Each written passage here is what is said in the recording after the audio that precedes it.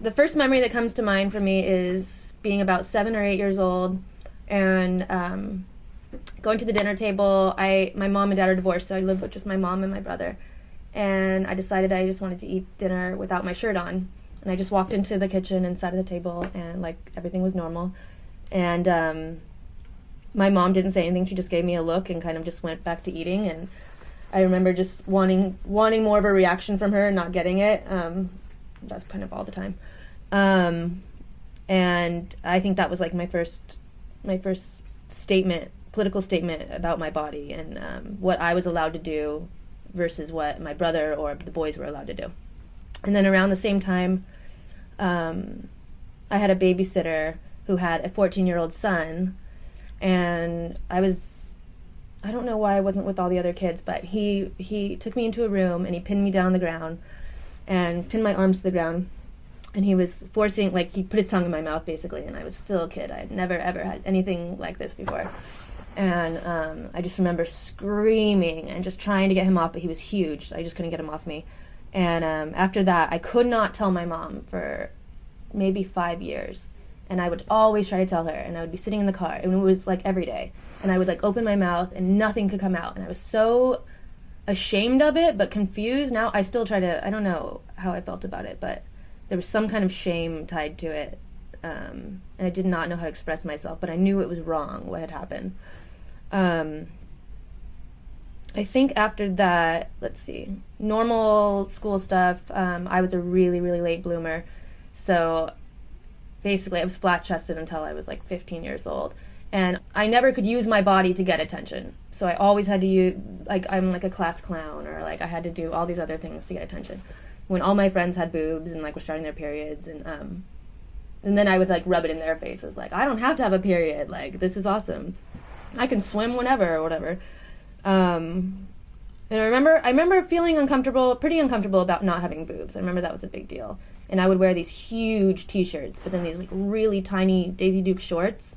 So I had like 2 string legs hanging out and like a giant billowing like pillowcase of a shirt.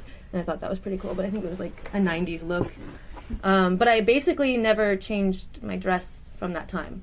So now I think, when I think about my body, I've never felt comfortable dressing like a girl. If I'm in a dress, I feel like very strange, and I feel the attention is, I don't know, I don't like the attention of that. Or like, I'll wear some kind of flowers sometimes, but I feel like this look of like what's feminine to me is like, it's almost like weak.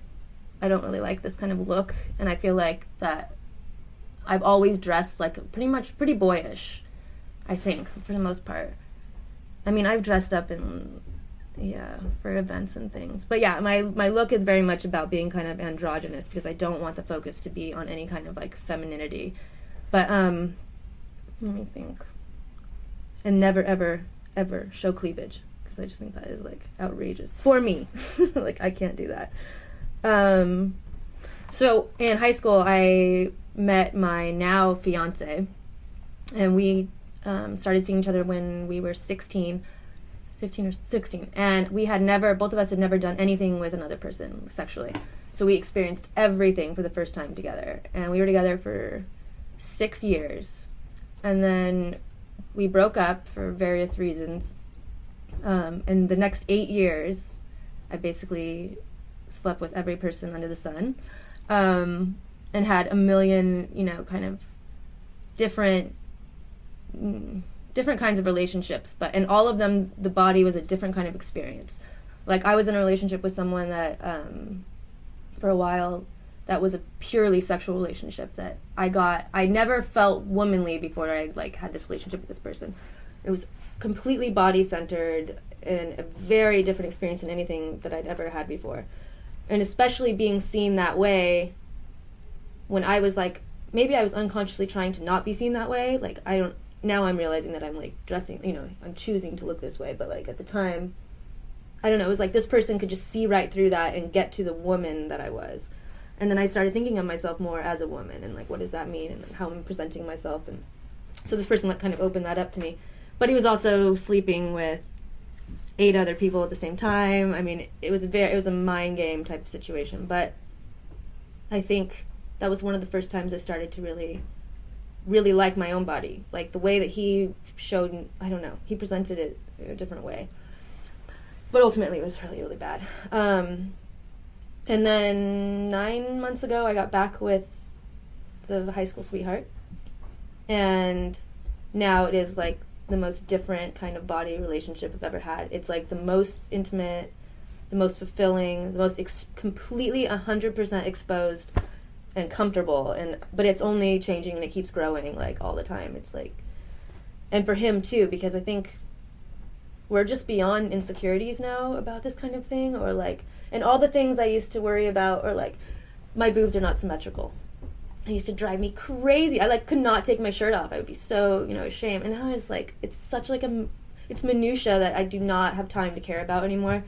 I do feel like a lot of the burden of like body conscious stuff is being lifted, and I do think a lot about grace and like spatial movements and how I fit in. I feel like I'm pretty uncoordinated and kind of loppy, and now I'm interested, like I'm taking ballet, so I'm interested in like figuring out how to be more elegant in space. I'm interested in that, but like strong elegance. It can't just be like, this kind of like whatever.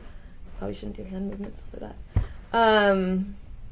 And I'm listening to my body way more than I ever did, and that's been something only like the last 6 months.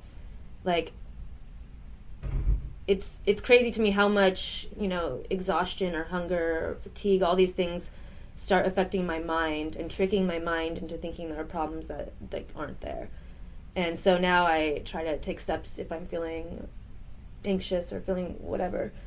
First look at what is my body, what's wrong, what's not right with my body right now that could be causing this. And most often it's like something I can fix, and it's not really like a mental issue. So I see a relationship, but a total separation between my mind and my body. But they're becoming really close friends, so I'm excited about that.